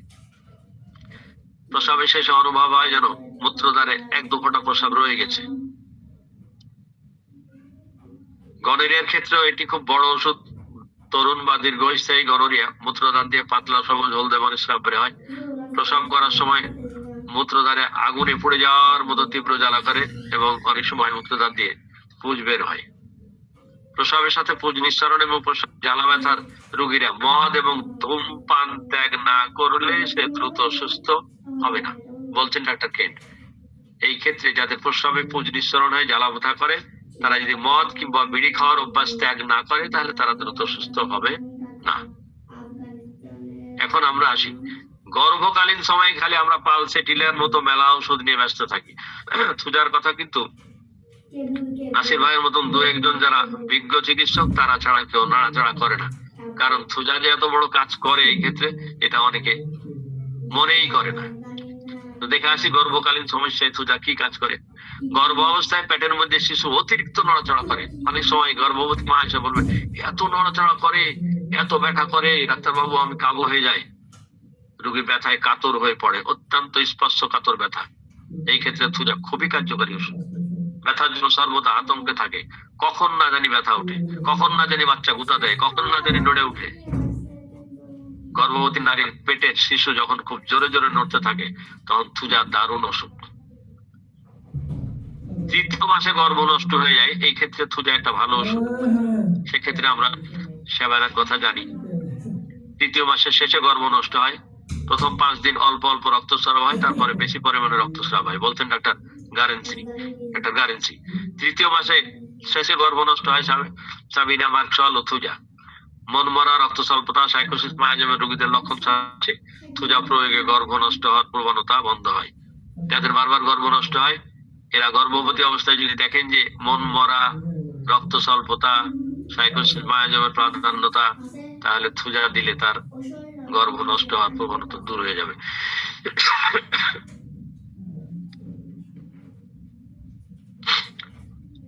আসি মাসিক, অত্যন্ত ব্যথাযুক্ত মাসিক। ব্যথার সময় না কেঁদে থাকতেই পারে না, রোগী অস্থির হয়ে পড়ে ব্যথায়, কান্নাকাটি করে, পেটে ও কোমরে খুব ব্যথা হয়, জরায়ু যেন ঠেলে নিচে বেরিয়ে আসবে সিপিআর মতো, স্তন ফুলে যায়, ব্যথা করে, শীত ভাব, বমি বমি ভাব। মাসিক অল্প পরিমাণে কিংবা অল্প দিন স্থায়ী কিংবা ঘন ঘন বেশি পরিমাণে দীর্ঘদিন চলতে থাকে। রক্তস্রাব কখনো টকটকে লাল, দুর্গন্ধযুক্ত। মাসিক আরম্ভ হওয়ার পূর্বে প্রচুর ঘাম হয় শরীরে, মাসিক আরম্ভ হওয়ার পূর্বে ও মাসিকের সময় বাম ওভারিতে এবং তলপেটে তীব্র ব্যথা করে, যেটা ল্যাকিসিসের মধ্যে আমরা পাই। স্ত্রী রোগ, এদের যৌনি পথ খুব শুষ্ক হয়ে থাকে, শুকিয়ে থাকে, যে কারণে স্বামী সহবাসের সময় খুব ব্যথা করে, খুব কষ্ট পায়, যে কারণে স্বামী সহবাস করতে ভয় পায়। ওভারিতে ফোলা, ভীষণ জ্বালাকার সুচফটানো ব্যথা, বিশেষত মাসিক হওয়ার সময় বাম ওভারিতে তীব্র জ্বালা ব্যথা হয়, রোগী চিৎকার করে কান্না করে। হাঁটার সময় বাম ওভারিতে ব্যথা হয়, ফলে রোগী বসতে বাধ্য হয়। টিকে নেওয়ার ফলে জরায়ু, বাম দিকের ওভারি ও ফেলোপিয়ান টিউবে টিউমার, প্রদাহ এবং ভীষণ যন্ত্রণা হয়। জরায়ুর মধ্যে সর্বদা ব্যথা হয়। সাইকোসিসের কারণে অনেক নারী বন্ধ্যা হয়। কোনো নারীর একটা সন্তান হওয়ার পরে আর সন্তান হতে চায় না, বা একটা দুটার বেশি সন্তান হতে চায় না। সেই ক্ষেত্রে মা সন্তান নিতে চাইলে আপনারা থুজার কথা ভাবতে পারেন। আমি থুজার চর্মরোগ পুরোটাই আলোচনা করব না, তবে একটা মজার জিনিস আলোচনা করব। এই যে আমবাগ বা আটিকেরিয়া ভীষণ চুলকায়, অনেক সময় নির্দিষ্ট ওষুধ দিয়ে মানুষ কিন্তু কুল কিনারা করতে পারে না। এই ক্ষেত্রে দুটো ওষুধ আমরা যেন মনে রাখি, কেলিয়ায়ড এবং থুজা। অসাধারণ ওষুধ। কোন মানুষ যদি মনে করে, আমি করতে বলছি না, করবেন না, কিন্তু ওষুধটার গুরুত্ব বোঝানোর জন্য বলছি, যে কোন মানুষ যদি ক্রনিক কিংবা তরুণ আটিকেরিয়া বা আমবাতে, ওই যে চুলকালে তরুণ শিক্ষার্থী বন্ধুরা, শরীর হঠাৎ করে চুলকায়, চাকা চাকা ফুলে যায়, পিঁপড়া বা মাথায় কামড়লে যে ফুলে যায়, এরকম ফুলে যায় আর ভীষণ চুলকায়, এটা আমবাত। এইটা নতুন কিংবা পুরাতন ক্ষেত্রে থুজা কেউ যদি লক্ষণ ছাড়াও দেয় তাও কাজ করে এবং স্থায়ী ভালো হয়ে যায়। আমি একবার একটা পেশেন্টকে, আমি তো আমার জীবনে আমবাতের বহু রোগী দেখছি, একবার একটা রোগী বললো যে আমি 10 বছর ধরে ভুগছি, কোনো ট্রিটমেন্টে কাজ হচ্ছে না। আমি তাকে থুজা অ্যাপ্লাই করেছিলাম 1000 পর, সে এখনো ভালো আছে। আজকে প্রায় 15 বছরের উপরে হবে। লকডাউনের সময় চট্টগ্রাম মেডিকেল বিশ্ববিদ্যালয়ের ডাক্তার সাজিদ চৌধুরী, সাজিদ খান আর কি, উনি নাক কান গলা বিভাগের নাম করা একজন সার্জন, চট্টগ্রাম মেডিকেল বিশ্ববিদ্যালয়ের ডক্টর। এখন সদ্য উনি ট্রান্সফার হয়েছেন এক জায়গায়। উনি একাধিক ক্লিনিকের মালিক, চট্টগ্রামে বাড়ি। লকডাউনের সময় একদিন আমাকে ফোন করে বলছে যে আমি তো নিজে ডাক্তার, আমি অনেক ডাক্তারের লেকচার শুনি, কিন্তু আমার লেকচার পছন্দ হয় না। আপনার আলোচনা শুনে আমার ভালো লাগলো, তো আপনি কি আমাকে একটু হেল্প করতে পারেন? আমি লকডাউন শেষ হলে আপনার সাথে দেখা করবো। তো কি সমস্যা বললো যে আমি 10 বছর ধরে এই আমবাতে ভুগছি, আটিকেরিয়ায় ভুগছি। তা আমি অনেক ডাক্তার দেখেছি, আমি যেহেতু নিজে ডাক্তার, আমার মেডিকেলে, আমি ঢাকায় সব জায়গায় দেখেছি, কিন্তু কোনো কাজ হচ্ছে না। উনি আমাকে টেলিফোনে মাত্র কয়েকটা লক্ষণ বললেন। কথায় বুঝলাম যে উনি মানে যে কোনো জিনিস বারবার যাচাই বাছাই করে নিশ্চিত হতে চান, সন্দেহ প্রবণতাটা বেশি, কিন্তু খুব ভালো লোক। আমি ওনাকে টেলিফোনে থুজা 2 ডোজ বলে দিলাম। খাওয়ার পরে উনি ভালো হয়ে গেলেন। লকডাউন শেষ হলে একদিন দেখি আমার কাছে এসছেন বাড়িতে। আর এই মুহূর্তে মনে নাই 3 ব্যাগ অথবা 4 ব্যাগ, 3 ব্যাগ অথবা 4 ব্যাগ বাজার করে নিয়ে এসছে। বাজারের মধ্যে পোশাক আশাক, টর্চ লাইট, সাবান, শ্যাম্পু, বেল্ট, মানি ব্যাগ থেকে শুরু করে যত রকমের গিফট আইটেম আছে সব নিয়ে এসছে। এরপরে উনি যখনই আসেন আমার জন্য 2-3 ব্যাগের নিচে বাজার নিয়ে আসেন। কদিন আগে আসছিল 3-4 ব্যাগ বাজার নিয়ে এসে। গত ঈদের আগের ঈদ ওনার বাসায় করছিলাম, না গত ঈদের আগের ঈদ ওনার বাসায় করছিলাম। খুব বড় মাপের ডাক্তার, সিট 2 ডোজ থুজা। তো উনি বলছে, ডাক্তার ভাই হোমিওপ্যাথিতে কি ম্যাজিক, আমাকে হোমিওপ্যাথিতে ভর্তি করে দেন, আমি হোমিওপ্যাথি পড়তে চাই। তো এইরকম বিশাল একটা ওষুধ। তো যাই হোক, আমি বসন্তের ক্ষেত্রে থুজার খুব বড় কাজ আছে, এটা একটু দেখে আসি। প্রথমে মশার কামড়ের মতো ছোট ছোট লাল লাল দাগ হয়, পরে ধীরে ধীরে গুটিগুলো বড় হয়, পাকে, পুঁজ হয়, একটির সাথে অন্য একটি লেগে যায়, সংযুক্ত হয়ে যায়, ভীষণ আকার ধারণ করে, শরীরে শীত করে, জ্বর আসে, ফলে শরীর ঢেকে রাখে, শরীরে ব্যথা হয়, রাতে বিছানার গরমে বাড়ে, খোলা বাতাস চাই, কিন্তু ঠান্ডা সহ্য হয় না। ডাক্তার ফ্যারিংটন বলেন যে বসন্তের গুটিগুলি খুব বড় বড় হলে থুজা ব্যবহার হয়, এবং বসন্তের গুটিতে পুঁজ হতে আরম্ভ করলে থুজা প্রয়োগে পুঁজ শুকিয়ে দ্রুত আরোগ্য হয়। ডাক্তার মহিম ভট্টাচার্য বলছেন বসন্ত রোগের শুরুতেই পুজ বা রস সঞ্চয়ের পূর্বে লক্ষণ সাদৃশ্যে থুজা প্রয়োগ করলে পুজ সৃষ্টি হয় না। এমনকি 12 ঘন্টার মধ্যে উদ্ভিদগুলো শুকিয়ে যায়, কিংবা বসন্তের গুটিগুলি বাইর হয়ে পড়লে, এমনকি গুটিগুলিতে পুজ সঞ্চয় হলে এবং প্রচন্ড জ্বর থাকলে 200 শক্তির থুজা কিংবা 1000 শক্তির থুজা, আমি ব্র্যাকেটে দিয়ে দিয়েছি 50 সহস্র, তুমি যদি দিতে চান 0506। অসাধারণ।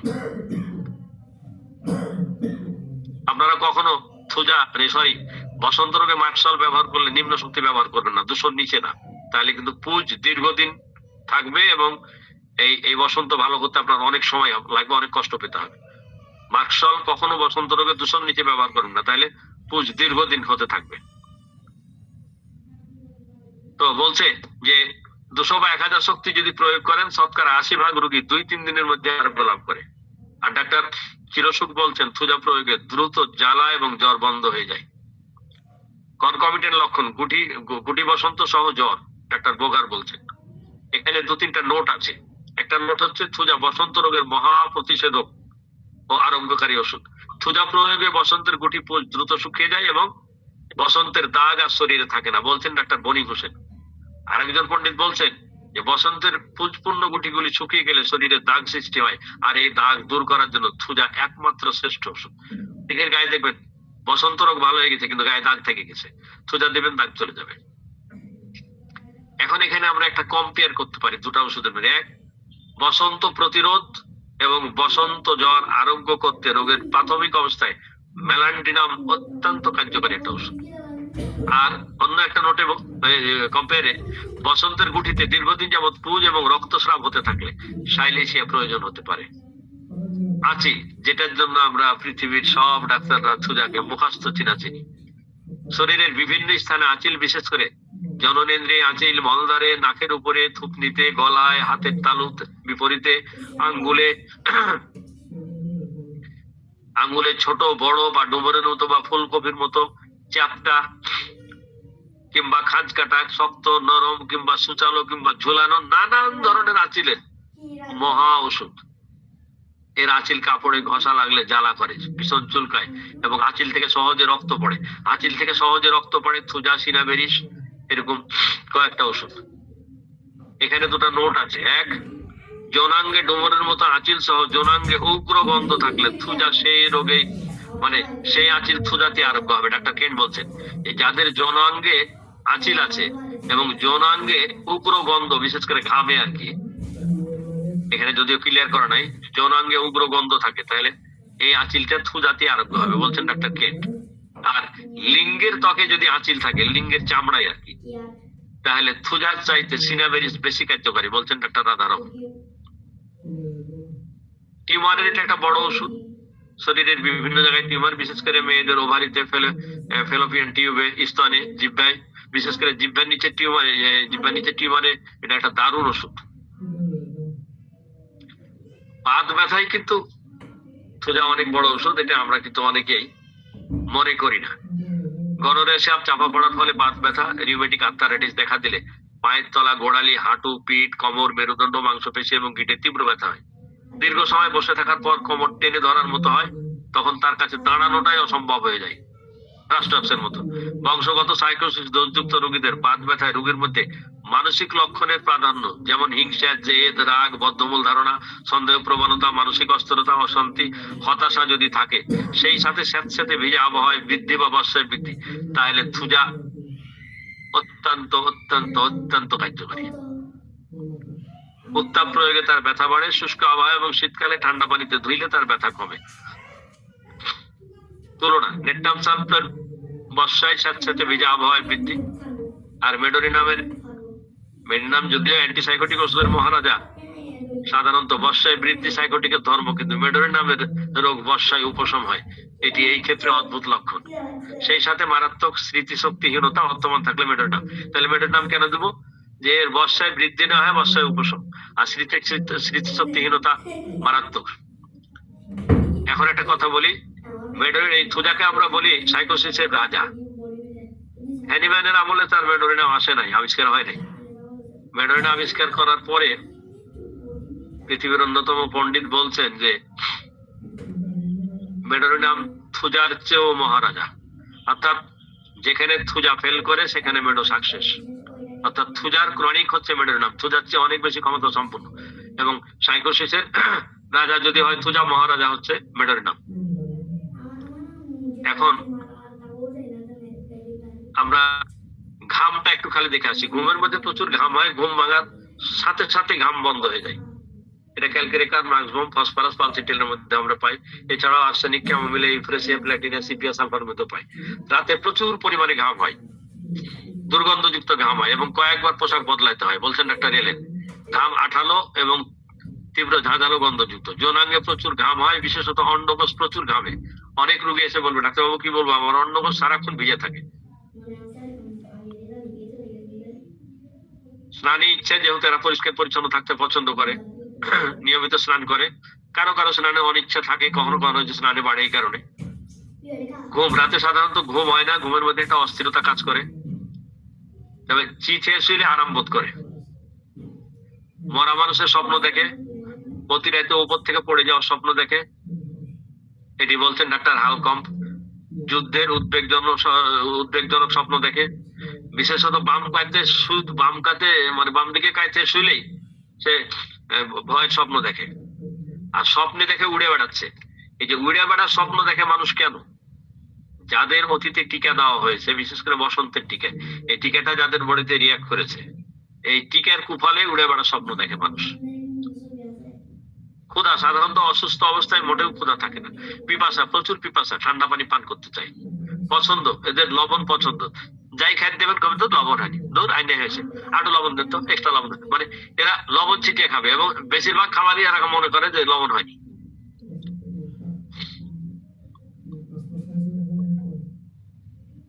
বৃদ্ধি, টিকা গ্রহণের পরে অতিরিক্ত চা পান করা, বিশেষ করে অতিরিক্ত চা পান করা রোগীদের জন্য থুজা একটা বড় ওষুধ। অতিরিক্ত চা পানের কারণে এদের রোগ বাড়ে। রাত 3টায় রোগ বাড়ে, বিকাল 3টায় বাড়ে, ভিজা ঠান্ডা স্যাঁতস্যাঁতে আবহাওয়ায় বাড়ে, মাদক দ্রব্য সেবনে, ধূমপানের কারণে বাড়ে, বিছানার গরমে বাড়ে, ইত্যাদি ইত্যাদি। উপশম, চিঠে শুইলে মাথা ঢেকে রাখলে, এক পায়ের উপর আর এক পা আড়াআড়ি ভাবে দিয়ে রাখলে, শরীর একটু ঘুষা মেজে দিলে, মানে একটু ঘর্ষণ করলে, চাপনে, খোলা বাতাসে, নড়াচড়ায় উপশম। কয়েকটা অদ্ভুত লক্ষণ বলবো, তারপরে ছেড়ে দেবো ইনশাল্লাহ। গরম বাতাস শরীরে লাগলে সারা শরীরে কাঁপুনি হয়। চিন্তা করছেন যে গরম বাতাস লাগলে শরীর কাঁপে, সেই সাথে তার হাই উঠতে থাকে। বলছেন ডাক্তার হ্যারিম্যান। শুধুমাত্র শরীরে খোলা স্থানে ঘামায়। বলছেন ডাক্তার কেট। শরীরে যে স্থানে চুল থাকার কথা নেই সেখানে প্রচুর পরিমাণ চুল গজায়, যেমন মেয়েদের গালে, উপরের ঠোঁটে। বলছেন ডাক্তার মার্গারেট টাইলার। যৌনাঙ্গের গন্ধ হাতে নিয়ে শুকে। প্রসাব নালী দিয়ে সর্বদা প্রসাব বের হচ্ছে এমন অনুভূতি, যেটা আমরা কেলিবাইক্রমের মধ্যে পাই। গান শুনলে কান্না আসে। মেয়েদের গোপ দাড়ি গজায়। এই মেয়েদের গোপ দাড়ি গজায়, এটা পালসিটিলে, সিপিয়াতেও কিন্তু আমরা পাই। বলছেন ডাক্তার ফারুক মাস্টার। চোখ বন্ধ করলে মাথা ঘুরাই। বলছেন ডাক্তার লিপি। পানি পান করার সময় গলার মধ্যে ঘড়ঘড় শব্দ হয়। বলছেন ডাক্তার ডিউ। ঘাম অত্যন্ত তৈলাক্ত হবে, মধুর মতো গন্ধযুক্ত। রাতে বিছানা থেকে নামলেই মাথা ঘুরে। পেঁয়াজ খেলে ঢেকুর উঠে, এটি একটি একক লক্ষণ। বলছেন ডাক্তার বনি হোসেন। কথা বলার সময় বাক্যের শেষ শব্দ বিড়বিড় করে বলে। বলছেন ডাক্তার মরিসন। টিকার কুফলের পর থেকে রোগী আর সুস্থ থাকতেই পারে না। এই যে টিকা দেওয়ার পর থেকে তার কুফল দেখা দিয়েছে, রিয়াকশন, এরপরের থেকে সে কন্টিনিউ অসুস্থ। বলছেন ডাক্তার নেস। সর্দি ঠান্ডা লাগালে তার পুরাতন রোগগুলো উপশম হয়। বসন্তের টিকা গ্রহণের পর নিম্নাঙ্গের প্যারালাইসিস। এখন মনীষীদের পর্যবেক্ষণ কি, দু একটা পর্যবেক্ষণ দেখি। প্রথম পর্যবেক্ষণ, থুজা বারবার অপ্রয়োগ করলে শরীরে সারা জীবনের জন্য স্থায়ী এবং গভীরভাবে সাইকোসিস মায়াজম প্রতিষ্ঠিত হয়। আমরা যে বারবার ভুল ক্রমে থুজা প্রয়োগ করি, তাহলে গভীর সাইকোসিস আক্রান্ত হবে। বসন্তের টিকা গ্রহণের কুফলে জ্বর, চর্মরোগ, টিউমার, আঁচিল, মাথা ব্যথা, অন্ধ, পাগল, গিটেবাত, উদ্রাময়, হাঁপানি, মৃগী বা যে কোনো ধরনের রোগ হলে থুজা তার প্রধান আরোগ্যকারী ওষুধ। এবং টিকা নেওয়ার পরে প্রাথমিক অবস্থায় যদি কেউ থুজা খায় নাই, তাহলে তার কোন রোগ হওয়ার সম্ভাবনা থাকে না, রোগ প্রতিষেধক হিসাবে কাজ করে। বলছেন ডাক্তার বার্নেট। টিকা দেওয়া নিষেধ, কিন্তু গভর্নমেন্ট তো আইন করে রাখছে টিকা দিতে আপনি বাধ্য। টিকা দেওয়ার পরে করবেন কি, তোরা থুজা খাইয়ে দিবেন, ওর টিকার রিয়াকশন শেষ। অথবা ক্যালিমিউর খাইয়ে দিবেন, টিকা বডিতে কার্যকরী হবে না এবং টিকার কোনো কুফলও কোনোদিন এই শিশুর বডিতে হবে না। যেসব রোগীর সাপের কামড়ের ইতিহাস আছে, যে অতীতে সাপের কামড় খেয়েছিল, কিংবা বসন্তে টিকা গ্রহণের ইতিহাস আছে, তাদের জন্য থুজা সর্বশ্রেষ্ঠ শক্তিশালী ওষুধ, বলছেন ডাক্তার মার্গারেট টাইলার। বসন্তের টিকার ইতিহাস আছে, এমন রোগীতে সুনির্বাচিত ওষুধ যদি ফেল করে তাহলে থুজা উচ্চ শক্তি এক ডোজ প্রয়োগ না করলে সুনির্বাচিত ওষুধে ফল হয় না, বলছেন ডাক্তার মহিম। বসন্তের টিকা গ্রহণের পরে যদি কারো কথা বলা বন্ধ হয়ে যায়, অর্থাৎ বাকরুদ্ধ হয়ে যায় কবি নজরুলের মতো, তবে থুজা খুব বড় ওষুধ, ডাক্তার হেরিং বলছে। অতিরিক্ত চা পান করার কুফলে কোনো সমস্যা দেখা দিলে থুজা মহা ওষুধ, বলছেন ডাক্তার ক্লার্ক। আমার একটা কল বারবার ইন্ডিয়া থেকে আসছে, আমি আলোচনাটা শেষ করে দিই। একটা পরামর্শ আছে, টিকা গ্রহণের পরে একজিমা দেখা দিলে থুজা প্রয়োগ করে ব্যর্থ হলে ভেরিওনিয়ামের কথা ভাবতে পারেন। আর থুজার রোগীদের ধূমপান করার নেশা থাকে, ধূমপানের কারণে রোগী দ্রুত আরোগ্য হয় না, সুতরাং ধূমপান বন্ধ করা উচিত, বলছেন অধ্যাপক চিরসুখ। আর সতর্কতাটা কি, থুজার রোগীদের জন্য চা অত্যন্ত ক্ষতিকর, সে কারণে চিকিৎসা চলাকালীন চা পান করা উচিত নয়। এছাড়া থুজার রোগীদের চা, পেঁয়াজ এবং টক সহ্য হয় না, সুতরাং চিকিৎসা চলাকালীন এসব না খাওয়াই ভালো। শক্তি সম্পর্কে আর কিছু বললাম না, আমি আলোচনা শেষ করলাম। যেহেতু ইন্ডিয়া থেকে একজন ডক্টর বারবার ট্রাই করছেন, আমি কেটে দিচ্ছি। তো আমি জানি না আপনাদের কেমন লাগলো। অত্যন্ত চমৎকার এবং মনোমুগ্ধকর ক্লাস করেছেন। আর সুস্পষ্ট কণ্ঠে এবং সাবলীল ভাষায় আমরা মন্ত্রমুগ্ধ হয়ে এতক্ষণ আপনার আলোচনা শুনলাম। আমি হোমিওপ্যাথিক ডক্টরস পয়েন্টের পক্ষ থেকে আপনাকে আন্তরিক ধন্যবাদ এবং কৃতজ্ঞতা। ডাক্তার নাসির স্যারের দৃষ্টি আকর্ষণ করছি। আমি একটা কথা না বললে বোধহয় অকৃতজ্ঞতা প্রকাশ, মানে অকৃতজ্ঞতা ধরা পড়বে আমার। আমি আমার জীবনে সরাসরি দেশ এবং দেশের বাইরে অনেক বড় বড় মঞ্চে প্রধান আলোচক হিসাবে দাওয়াত পেয়েছি এবং আলোচনায় গেছি, সেটা দেশ এবং দেশের বাইরে, বাংলাদেশ, ইন্ডিয়া এবং অনলাইনে বহু চ্যানেলে আমি লেকচার দিয়েছি। ইদানিং আসি না লেকচারে, কারণ সময় পায় না, ব্যস্ত থাকি, রোগীর চাপ থাকে। অনেক উপস্থাপক এবং উপস্থাপিকাকে আমি উপস্থাপনা করতে দেখেছি, সরাসরি মঞ্চে এবং অনলাইনে। অনেক উপস্থাপকের উপস্থাপন আমার অত্যন্ত ভালো লেগেছে, কিন্তু আমি আজকে একেবারেই অকপটে স্বীকার করে গেলাম যে আজ পর্যন্ত যতজন আমার অনুষ্ঠান উপস্থাপনা করেছে তার মধ্যে বোধহয় আজকের উপস্থাপিকার উপস্থাপনা আমার কাছে সবচেয়ে বেশি ভালো লাগলো, ভালো লেগেছে। এটা আমি অকপটে স্বীকার করে গেলাম এবং সেই জন্যই আন্তরিকভাবে ওনাকে ধন্যবাদ দিলাম এবং দোয়া করি আল্লাহ যেন ওনাকে এইরকম প্রাণবন্ত ভাবে উপস্থাপনা করার তৌফিক দেন, দীর্ঘদিন সুস্থ রাখেন, মানুষের কল্যাণে কাজ করার তৌফিক দেন, আমিন। এবং আমাদের নাসির ভাই অত্যন্ত হাসি খুশি মানুষ, রসিক মানুষ, রোমান্টিক মানুষ, খুব বিদ্যান মানুষ। আমি ওনাকে খুব সমীহ করি। উনি একটা প্ল্যাটফর্ম করে বহুদিন যাবৎ বহু মানুষকে শেখানোর কাজ করে যাচ্ছেন, এই জন্য আল্লাহ ওনাকে স্পেশাল যা দিবেন আমি দোয়া করি। তো আল্লাহ হাফেজ। আমাকে যদি আপনারা ছুটি দেন তাহলে বের হবো, অথবা কয়েক মিনিট আপনাদের সাথে থাকবো। আসসালামু আলাইকুম ওয়া রাহমাতুল্লাহ। হ্যাঁ, রোমানা রুমি ম্যাডাম শুনতে পাচ্ছেন? স্যার শুনতে পাচ্ছি, আপনি স্যার কথা বলুন প্লিজ। জি, সকলকে ধন্যবাদ জানাচ্ছি আমাদের সাথে থাকার জন্য এবং সেই সাথে আমরা কৃতজ্ঞতা এবং ধন্যবাদ জানাই আমাদের সাথে আজকে যিনি ছিলেন খুব চমৎকার সাবলীল ভাবে খুব চমৎকার ভাবে উপস্থাপন করেছেন, থুজা বিষয়ে আলোচনা করেছেন আমাদের স্যার আশরাফুল হক স্যার। আল্লাহ যেন আসলে আমাদের এই প্ল্যাটফর্মে তাকে এইভাবে আলোচনা করার তৌফিক দেন, এই দোয়া কামনা করি, স্যারের সুস্বাস্থ্য এবং দীর্ঘায়ু কামনা করি। আজকে একটু নাসির ভাই একটু আপনাকে ইন্টারাপ্ট করি, সামনের ক্লাসে আসবে আর্সেনিক সেকেন্ড পার্টের জন্য তৈরি প্রায় হয়ে গেছে, ফিনিশিং এর কাজ চলছে আর কি। এরপরে প্রোগ্রামে আর্সেনিক আসবে, মানে শ্রোতাদের উদ্দেশ্যে একটু আগাম বলে রাখলাম যে এরপরে আর্সেনিক আসবে। জি জি, তো আপনার সকলেই আমন্ত্রিত আগামী ক্লাসে। আমি অবশ্য রাস্তাতে আছি, তো সকলকে ধন্যবাদ জানাচ্ছি। আগামী ক্লাসের আমন্ত্রণ জানিয়ে আজকের মতো ক্লাস সমাপ্তি ঘোষণা করছি। আসসালামু আলাইকুম।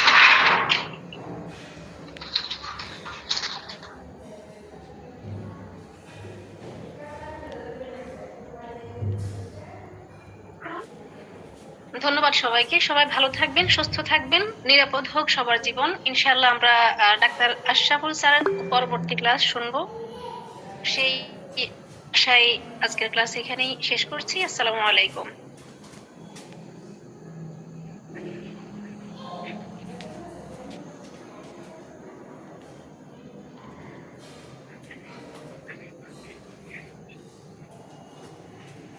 Yeah.